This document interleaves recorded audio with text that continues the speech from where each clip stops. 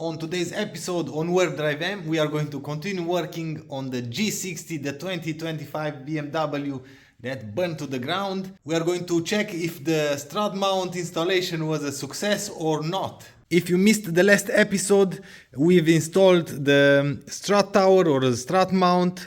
I had a few problems installing that piece because we didn't have a subframe. Now we have one and it's installed. We didn't have a rivet gun that fits that rivets.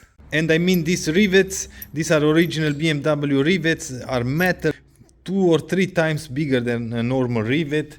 We have in here some aluminum rivets just for comparison, and check out the repair kit. Rivet. And yeah, I had some problems finding a rivet gun that can shoot these rivets, and I found a company that works with metal and they had like a heavy duty gun, and I was able to shoot these rivets with that gun. And thanks a lot to my friend and colleague Ivan, because it helped me a lot. Alone I wasn't able to do this. You had to hold in here, push in here and stuff like that to align everything, and yeah, so on. Everything is done. Everything is primered, and yes, in today's episode we are going to remove the subframe now, because this one is installed. In here we have this vise because I had to cut through the welds. Original were 2 welds, in here one and in here one, and pinch weld in here and in here. So we have the heavy duty rivets in here and in here, and I've put glue everywhere, and yeah, let's see if the glue will hold. This is live because of course I didn't took this out, and you can see that we have no primer underneath. Let's see, is going to crack or not.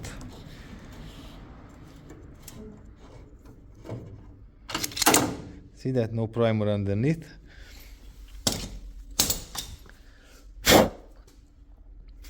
No crack.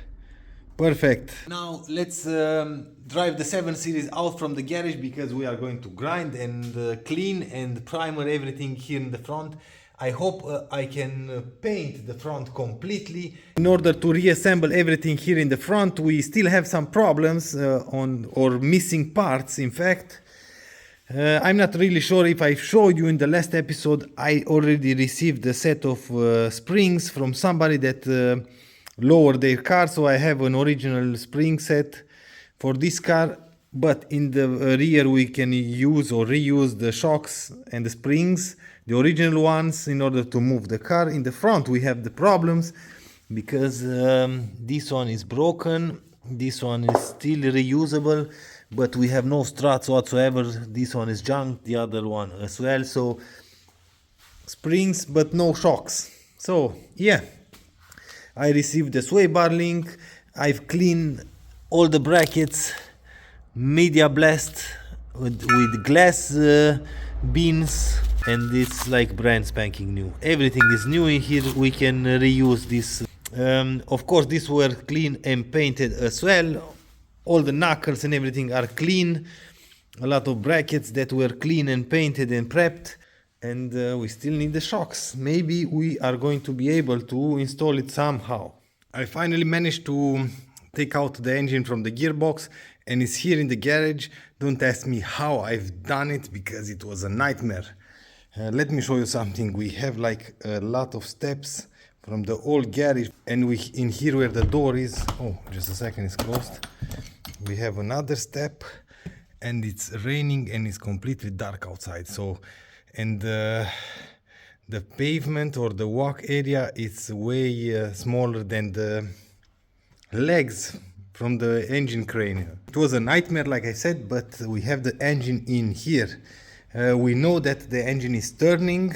Now I'm going to try to save a few important parts, like the turbo, like the catalytic converter or particle filter, and vacuum everything, and after that starting to disassemble stuff, because I don't want to have a lot of dirt in the engine. Of course, the engine support, it's at the shop, and at home I don't have just a crane, but tomorrow I'm pretty sure I'm going to take home the engine mount support and I'm going to support the engine because I have to rotate the engine and yeah, all that good stuff.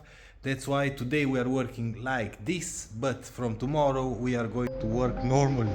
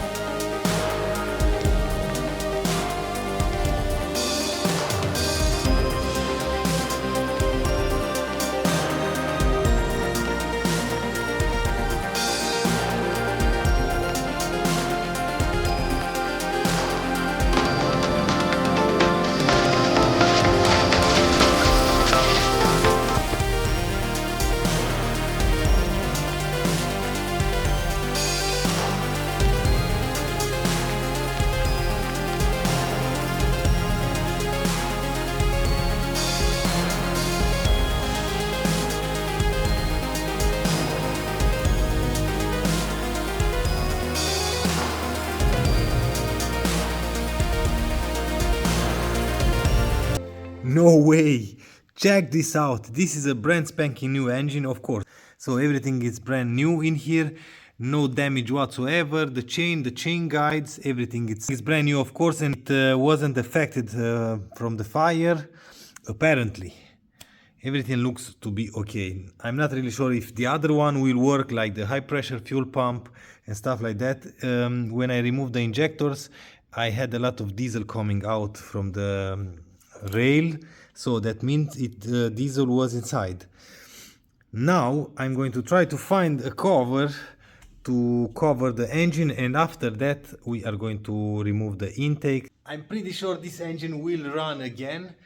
I'm not going to invest any time and money into this engine for now, because if I'm going to find a different donor car that has a different engine, we don't need this. That's why I'm going to wait till we have a donor car. Now let's remove the subframe.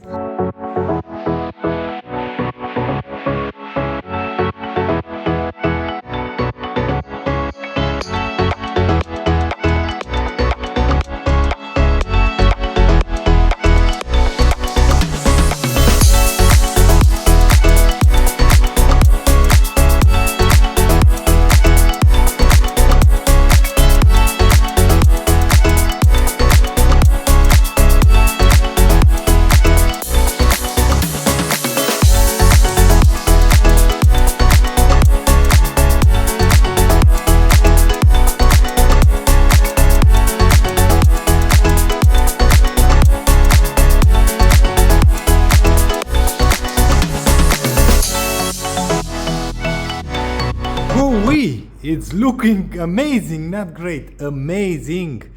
We have the rail painted in primer, of course. In fact, everywhere is with primer. All the metal structure is with primer. So the front, it's done. In here I just missed it because we are going to blend black till here somewhere. We don't have to paint it everything because it's black. And on the inside it's done as well. Maybe you can see some small spots. It's not perfect, of course, but in my opinion it's perfect. For me it's perfect because I'm doing this kind of work for the first time. I'm doing normally just mechanical and electrical stuff, but on this project we are doing everything. We have to stop a little bit because after I've researched a little bit, this firewall till here and stuff is going to be painted with high temperature clear coat. So I have to order a clear coat. I have to send this one as much as I can. Primer and clear coat, high temperature clear coat like I said, and after that we can go on this side. Before I'm going to do anything on the chassis, I want to show you something. Check it out. Yes, finally we have everything in order to put the chassis on the wheels, at least in the front, and everything is new, or at least from a new car, of course. So thanks to our friends from Spain, we received the shocks from the front complete. We are going to need to replace some stuff. These are from a flooded car. We have some residue from the dirt in here and in here, but no damage whatsoever. Everything is complete, it's not rusted. We have the lower control arms in here. Very interesting. I was able to order this one, so I ordered these ones. The upper control arms I've ordered new, but nobody is sure that this will fit. I have no other ones that I can order. These are the lower ones from the same flooded car, and they clean up pretty good. And in here, let me show you what we have in here. In here we have, yes, original brand new parts from the BMW, the boot for all the shocks in the front and in the rear. We are going to replace everything with new because this car will be brand new again. Now that I know that we have everything in order to put the car back on the wheels, at least in the front, I can work further. So now I'm going to do everything off camera as on the other side. So yeah, this will be my work off camera because it's a lot of work, and the same method as always: clean, sand, wipe, primer, paint. And now I've loaded everything in the 7 Series. We are going to drive to the shop because we are going to replace everything on the shocks, front and the rear. The rear ones are in here. I wrapped the ones in the rear because they have a lot of burn stuff. We have the springs in here. We have the rubber holder for the rear shocks. One is melted. We have one new in here. We have the dust boot in here. So now let's drive to the shop, swap everything, prepare everything, and yeah, we are one step closer to put at least this car back on the wheels. I almost forgot to update you that I bought another car. It sadly is not a donor car for the G60, but because of the G60 I had to buy a shop car because all the parts that I'm driving to washing station or to be sandblasted are destroying my cars. So on the 7 Series I cannot put anything because I don't want to destroy this one. It took me 1.5 years to restore this car, and on the 4 Series the same idea. I cannot destroy that car with dirty parts, so I bought a shop car. I'm going to show you the car when we are at the shop. Yes, this is the new shop car. Don't mind the mess we are working in here.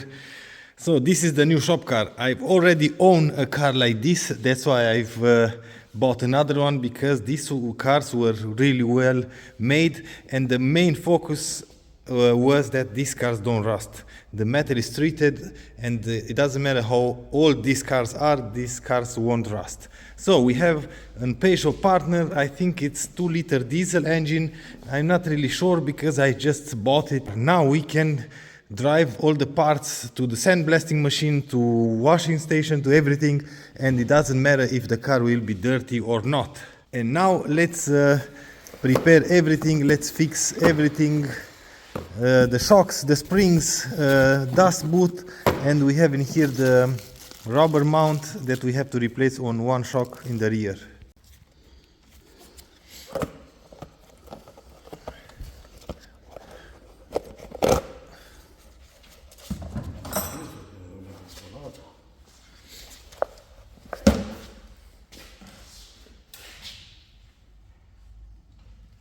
One in the front is done, is this one, and this is the old one. Maybe you can notice the difference. It's clean now. We have new dust boot, so perfect. Let's do now the rest, and this one is from the rear. See, that's why I'm going to replace it, because it was a little bit affected from the heat. We are replacing now the dust boot from the shock in the rear, and we are going to replace this bottom holder, so plastic holder or rubber holder. Let's do this, and we'll have something like this. This one is done. Maybe you can see the new piece. Yep, dust boot removed, and now we are going to replace this part, because this is the one that was melted, and we have the new one in here. Everything will be like brand new.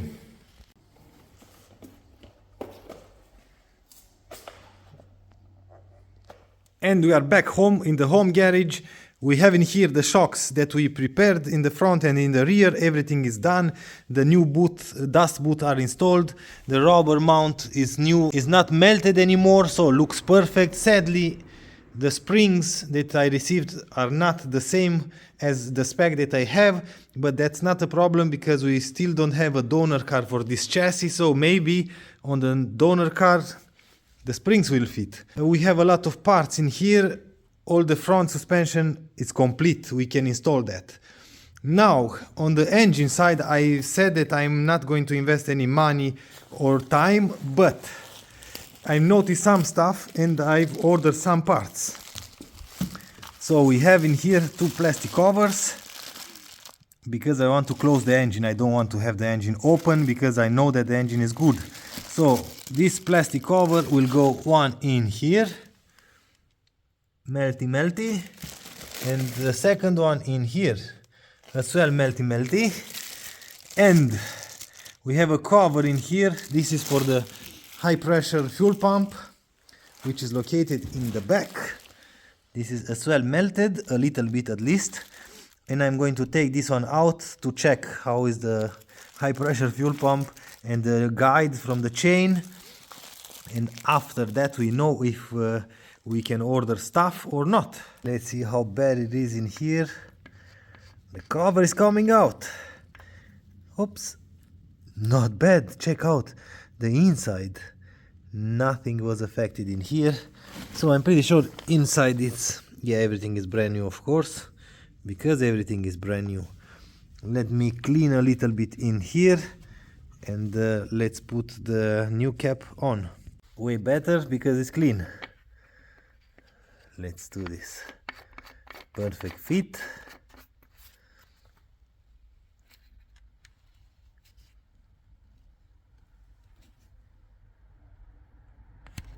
Yes, job done. It's more than enough for now, because I have to remove the high pressure fuel pump, that's for sure.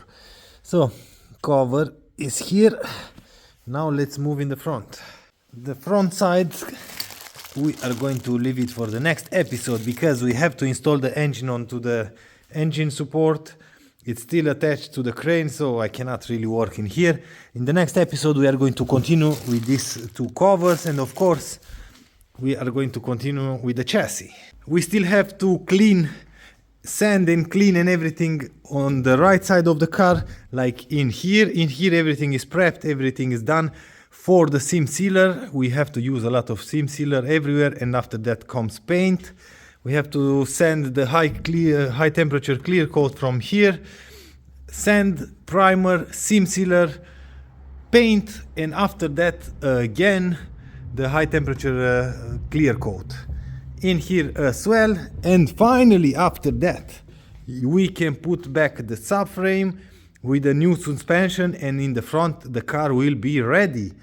we are going to move after that. In the back, we have to trailer this part to a washing station to clean everything, because in here it's almost done. I've cleaned almost everything. I'm not really sure if you can see. Everything is clean. I have to cut and take out everything that is burnt and paint underneath, and after that we can install the subframe. I'm going to reuse everything here in the back because we still need a donor car for the interior, for the wiring loom, for the ECU and stuff, so we need a donor car. That's why I'm not going to invest money here in the rear, because the donor car should have a subframe and other stuff. Sadly, this is my time for today's episode. If you want to see more progress on this car or on this chassis, join me for the next episode. If you like this episode, please give me a thumbs up. If you don't like the video, as usual, thumbs down. Until next time, see you later.